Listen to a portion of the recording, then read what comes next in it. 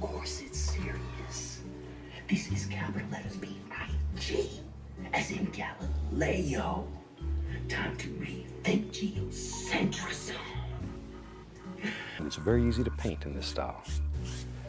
Still water is always level. Still water is always level. Always level. Always level. Level. Level. Level.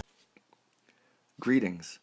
This is Masta, and though it's spelled this way, it also refers to my artistic self. Just so I'm not wasting any time, if you would like to skip this introduction, just skip ahead to about the 7-minute 30 mark, and you'll get what you came for. As long as I can remember, I have had an above-average ability to imagine details of objects, faces, or events in great detail. I have also had the ability to render what is inside my mind onto paper or canvas for the public to see. When I was 6, my art was published in my regional school board's pamphlet under the headings of the arts. I was always better than, or on par with, my school art teachers, and realized I needed advanced lessons if I was going to truly learn anything. I have won speed painting competitions and have had paintings hung in a few town halls around my way, but I don't say this to toot my own horn, but to legitimize and bring another aspect to this flat earth movement. And that's what I'm calling the APFE, the artist's perspective on flat earth. As an advanced arts student, we are shared information that is not given to the standard intellectual or predominantly left-brained population. We are taught to see, and not only that, but how to reproduce what we see so that when it's gone, we can reproduce it and capture its likeness without it physically being there. For example, we as art students need to observe a piece of folded cloth or a nude figure in order to accurately reproduce it in the future when there is no such item present. Say a woman from another country wants a painting of herself from a photograph, but with updated clothes. Instead of a cotton t-shirt, she wants a fleece sweater. As an artist, I would have to reproduce what that particular fabric, texture, light absorption, resting weight, thickness, etc., in order for it to appear realistic, or that she was actually wearing the fleece sweater in the picture. Without learning to observe, an artist like myself would always have to have said object present at the time of production. Any great artist can reproduce anything they've seen or drawn at least once before. This is the power of the artistic mind, which sounds like autistic, and we already know that there are plenty examples of autistic people that are able to reproduce mind-boggling, beautiful works of art. But to stay on topic, as a young child learning about the solar system, I, like many children, had many questions. However, I cannot help but feel like my questions were just a little different than the other children, and possibly more advanced. It took a lot of brainwashing and indoctrination via school, Hollywood, TV, and media, etc., to get me to forget these questions that I had when I was young. But since stepping into the flat earth knowledge, these questions and images have come flooding back to my mind, and I'm very excited to share it with you, because what I'm going to share with you today will totally debunk the spherical moon theory from here and forevermore. Before I begin, I want to let you know that the arts are one of the most important realms of learning in existence. Science, maths, and physics can be taught through the arts.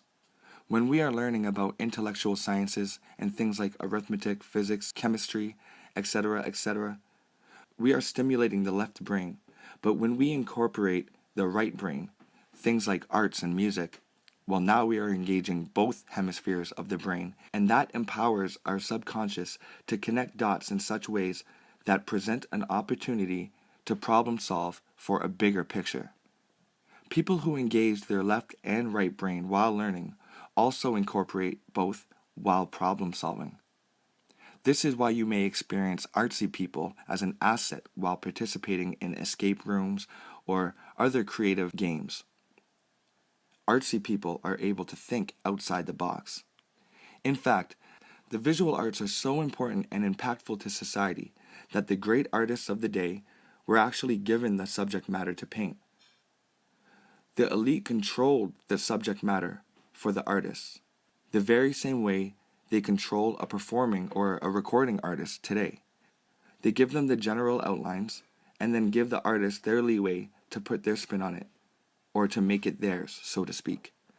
Michelangelo detested the process he endured by his most famous work, the Sistine Chapel. He was actually ordered by the church to produce the masterpiece on the ceiling.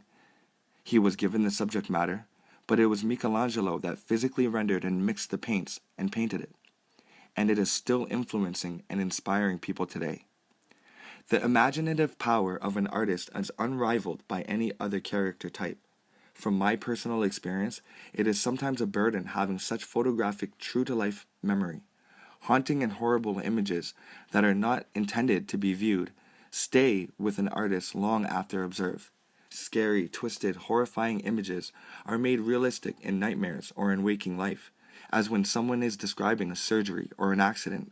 The graphic reconstruction in the artist's mind is so real, he or she almost feels the pain right then and there. I'm sure most artists watching this can agree. This is why artists are dangerous to the system, and why the arts are given as optional school courses, or are not taken as seriously as other career choices. If two people told you their professions, one a math teacher, the other an arts teacher, you would probably judge the math teacher to be smarter, more wise, or more trustworthy, dependable, or more professional, or even more deserving of your respect and patience. Which is weird, because everyone can learn math and how to count numbers if they tried, or use a calculator. Yet no matter how hard someone who is not born with an artistic inclination may never be able to develop the talents it takes to render a family portrait, or a landscape, or the correct color, or the moon. And speaking of the moon, allow me to now share the information that will close the case forever on the possibility or the falsity of the moon being a sphere. The moon is 100% absolutely not spherical, and any lunar eclipse proves it, and you can prove it too. All you need is a light source and two spheres. On the right, I'll be showing video footage of past lunar eclipses that we are all familiar with. And on the left, I will be showing what a shadow moving over a sphere actually looks like. A lunar eclipse is not, I repeat, is not a shadow of a sphere or anything else circular moving across a spherical object. How do I know? There are 4 critical points of observation everyone should be looking at. And I like to call these the conformation to surface factor, the shadow diffusion factor, the sine wave or S factor, and the reflected light factor. Firstly, I would like to point out the consistency of how a shadow naturally moves along varied surface types. This is the conformation factor. A shadow will conform to any shape that the surface takes, thus, in a way, revealing the true shape of an object. If a shadow moves along something rigid like stairs, it will take the stairs' shape, revealing the level differential from step to step. If a shadow moves along a concave object like a bowl, the shadow will stretch and skew, revealing the concavity of the bowl. If a shadow was to move over the surface of a sphere, it would stretch and skew in a spherical manner, wrapping and receding as it bevels and distorts along the sphere's surface. Note that this does not and has never happened on the surface of the moon during an eclipse. Which brings us to our next factor, the shadow diffusion factor. Note, the shadow is more crisp on the edge of the bowl than it is in the lowest portion of the bowl, and sharpens as it rises back up to the edge or the source of the shadow. Note also that on a sphere, the shadow is most diffused or scattered around the edges as the sphere's surface recedes, and it is the most sharp or defined on the closest portion of the sphere. This is because the closer the source of the shadow is to the surface, the more defined its edges. The further the source of the shadow is from the surface, the larger and more faded or diffused it becomes. Another way to say this is if you place an object on a surface with a light source above, the object's shadow will appear most sharp when the object is at rest. But lift the object closer to its light source, and you will see the shadow lose its crisp edges and dull or fade away, sometimes to the point where little to no shadow remains. This is the shadow diffusion factor, and in conjunction with the first factor, the conformation to the surface factor, the shadow not only rises and falls, stretches and skews with the surface, but also sharpens and dulls. These two factors are almost all we need to find the true topography or shape of the moon. Yet one factor is missing. This is called the sine wave factor or S factor. Because the moon is said to be a sphere, the shadow that is projected onto the moon should also take on the characteristics of the sphere. This critical factor does not appear on the moon's eclipses whatsoever. The sine wave factor, or the S factor, is what happens as an object, round or straight, spherical or bent, passes over a sphere's surface. As the shadow moves onto a sphere, it is wrapping around its curve.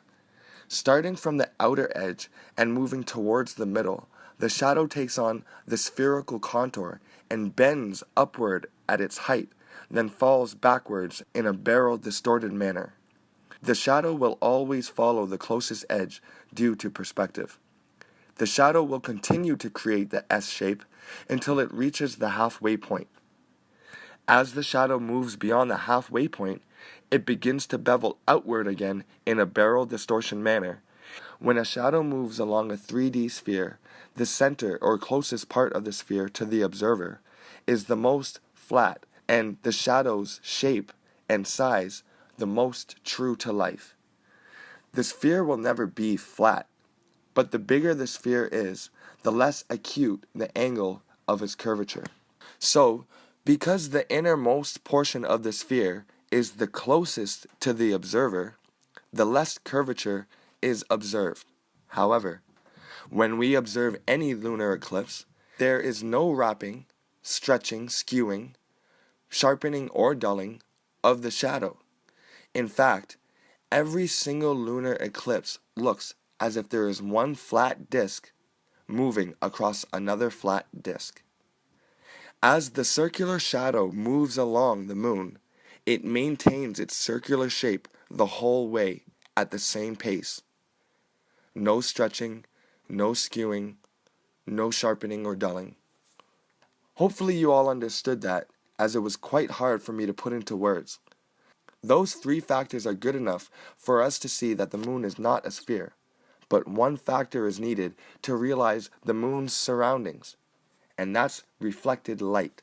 When another object under the same light source is in close proximity of the object in question, i.e. the moon, it should have light bouncing off of the earth and reflecting onto the moon.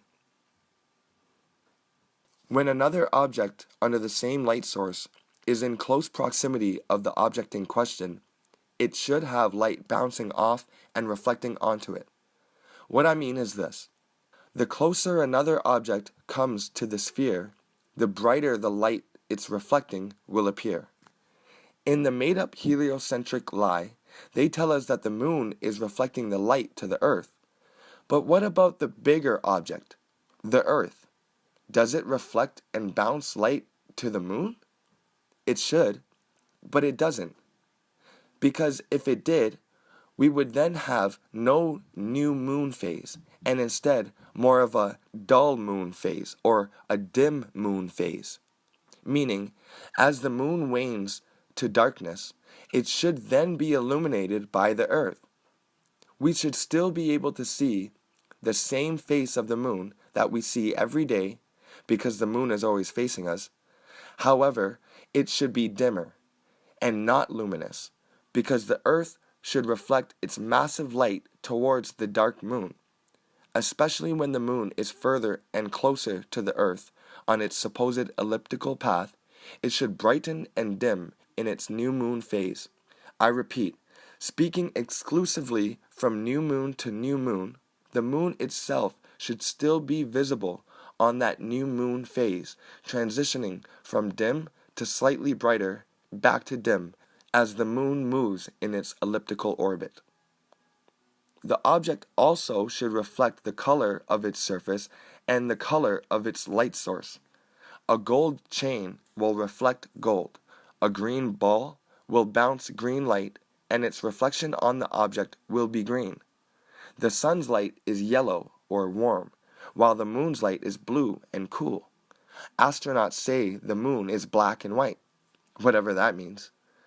But if that means it's a scale of grays running from white to black, then it is impossible for the moon to change the sun's light from a warm color and temperature to a cool color and temperature. Yes, the moon's light is colder than the moon's shade. I can understand the moon cooling down the sun's rays and making it less hot, but in no way is it possible for it to actually make the sun's rays colder than the shade at night. Meaning, if you stepped into the moonlight at night, the temperature of the sun's rays reflecting off the surface of the moon and onto your face, or thermometer, should be greatly reduced, but not colder than if there was no moon at all. When the moon comes out at night, the temperature drops because of the moon's light. This has been confirmed by many experiments using digital thermometers. But staying on course, there is no sign of a reflected light being thrown onto the moon by Earth. What does this mean? This means that the new moon has actually disappeared. While the moon is waxing and waning, we can see the rest of the moon that is not illuminated. However, when there is a new moon, or no sunlight being reflected, we do not see a dim spherical object traversing our sky. In fact, in the daytime, we should still see a dim object traversing the sky, but we have never seen either of these things in our realities. Can you ever remember seeing a dim, non-luminous moon high in the sky at the new moon phase? I repeat, at the new moon phase, not while it's waxing or waning, and not when it's near full. Have you ever seen a dim, non-luminous moon high in the sky at the new moon phase?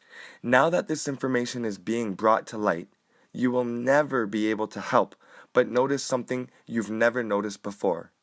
That on an eclipse, the shadow has never stretched along the surface of a spherical moon.